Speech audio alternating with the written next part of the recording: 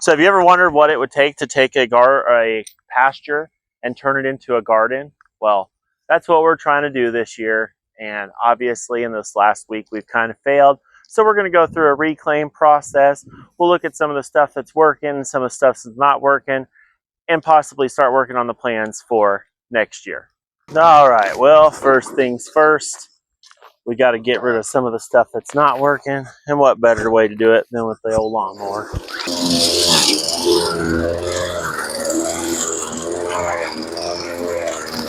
So I, of course, got the lawnmower with the awesome bagger on it for the specific reason of using it to collect our mulch, mowed grass, which is high in nitrogen.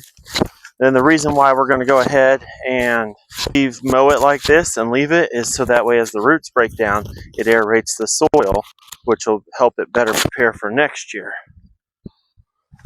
So we're just going to take our mulch. It's going to be a little thick. That's okay, because I don't want any weeds coming up through it. And then here in a little bit, I've got a little secret I use that helps really jumpstart this breakdown process and help really get this soil in good shape quicker. So we'll jump ahead to where I've got some more work actually done. So something that I think needs to be spoke of is the fact that, you think, oh, I'm going to do some different crops because, all your onions died. So then you take 2 random tomatoes and you put them in the middle.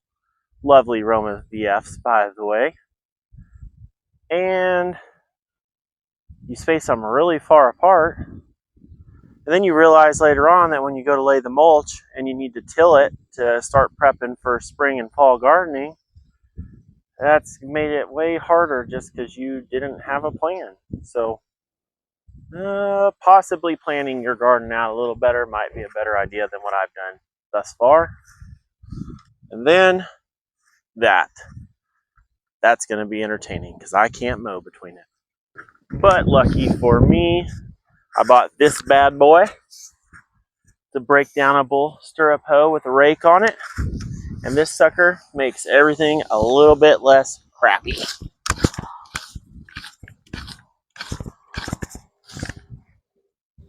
I can legit pretty much pull everything up by the roots with it. And then we'll remulch and everything should be pretty Gucci. What's up, sweet child of mine? Yeah. Yeah.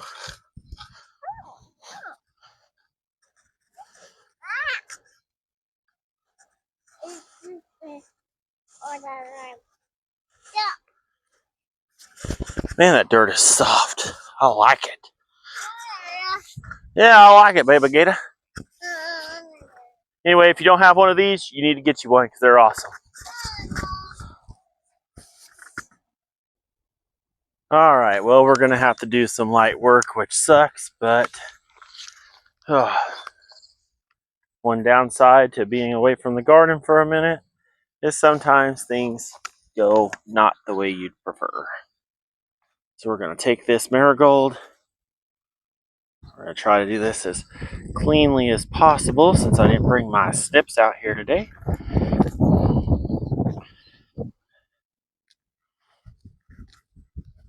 And we're just going to cut this guy back and use it to make a nice bouquet for the wife. Cut this one up a little bit higher so it's not such a hassle to do. Oh, well, that didn't go the way I wanted it to, but whatever. It's too late now. Oh, it smells so good, though. And looky there. Our beautiful okra is finally getting some sun. In between rows? Yeah, that's the plan. I was recording this marigold butchering I just had to do. What? What about them? Yeah, probably. If it looks like it's wide enough to get the mower through there, don't worry about pulling weeds. I'm going to get this guy put over at the car. And then you have a bunch of new flowers. And then hopefully we can get the rest of this. And then if before 4 o'clock, if not, we've got another probably freaking day of labor to get her back to pretty. But look, I got you this bouquet. You're welcome. It's not the real pretty ones like I wanted it to be, but that's okay. This one's already going to seed, which might be why this branch is trying to die off. That or it's because the way it's hanging. I don't know. But my okra, you can see it now because that's why I missed that big one yesterday. There's a whole lot of marigold in the way. So another plus side, though, to being gone for a week is if anyone ever tells you that you shouldn't grow loofah because it's hard, just know to tell them that you don't need that kind of malarkey in your life. Because this is my first time ever growing a loofah, and it is everywhere. So I knew it vined. I mean, obviously. But I didn't know how much it vined until we started growing it. And it is freaking everywhere. Like, it is on almost every cage. So next year, definitely add to the book that we're going to do more like, instead of a tomato cage, because this was just a trial run this year, do an actual trellis system, something like we got over there for the cucumbers and beans, which we'll get over to eventually. Wife's over there weeding by hand while I'm over here messing around and waiting for her to be done so I can go pretend like I did help. And then look at this. Like, I'm just going to put it out there. So there's a loofah. Nice. And then down there is the king of all loofahs. Like, this guy is why it's took us so long. Ah, there's thistles in there. All right, cool. Whatever. Like, there's a vine in there, and it's making it really difficult to weed all this. But anyway, like, that guy is massive. Like, there's just no way around it. Like, it's ridiculous. And it's ridiculous how many of these, this is one or two plants at the most. And they've taken over every freaking thing through here. It's made it impossible to mow. So we're going to try something to get it to where it's manageable, which I did just clean up around the Tabasco plant. It's very tiny, but that sucker's loaded with peppers. And then the strawberry, I got to do a little dusting down there. I use that flag so I don't till it next season, because I'm going to till to here. That pepper will be gone, so I'll till all that going that way. And then we're going to hoping, because this guy has some runners on it already, which I know I probably should have more than that going on, but like, it's been a struggle. But yeah, I've got a runner, so I'm hoping that'll root, and then we'll have like at least two, apparently maybe two strawberries next year.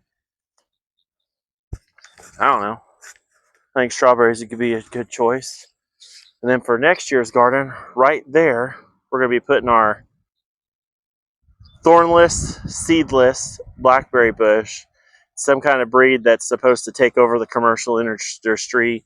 I don't know. I'm just saying it had strawberries or blackberries bigger than my thumb, and that's where I was at with it. That marigold looks so much better now that it's not all freaking wanky. Then the okra's chilling. Those loofah flowers are just freaking amazing.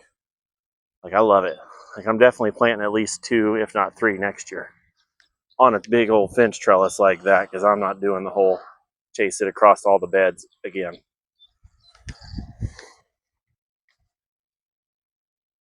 All right, so the next great thing to come back to is the dreaded tomato worm. Not really done much work on that guy, but that just took a dump. We're going to have to do some more cages next year for sure. And I'm going to have to figure out how to